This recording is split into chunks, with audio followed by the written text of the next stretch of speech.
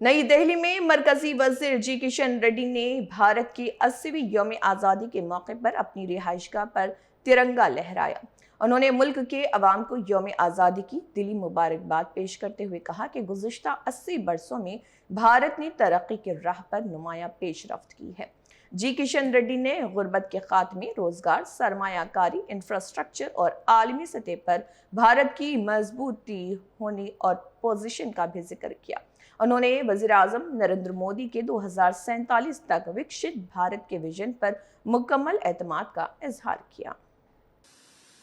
भारत का 80 साल का स्वतंत्रता दिवस के संदर्भ में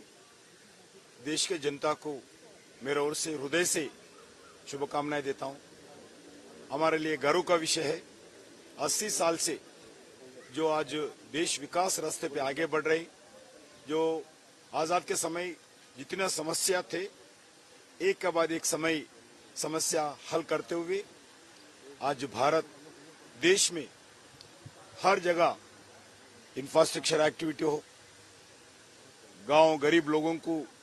गरीब से ऊपर उठाने का विषय पर भी हो और भारत का गौरव दुनिया में बढ़ाने के विषय पर भी हो और देश में आतंकवाद को खत्म करना हो, देश में रोजगार बढ़ाने के विषय पर भी हो, इन्वेस्टमेंट लाने के विषय पर भी हो, हर कदम पर हम आगे बढ़ रहे। मेरा पूरा विश्वास है भारत का प्रधानमंत्री नरेंद्र मोदी जी का जो विजन है 2047 में भारत एक विकसित भारत बनना चाहिए। बिल्कुल 2047 में जब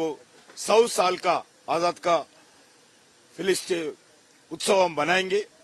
देश भर में, जब भारत विकसित भारत होकर बन के रहेंगे, विकसित भारत में ही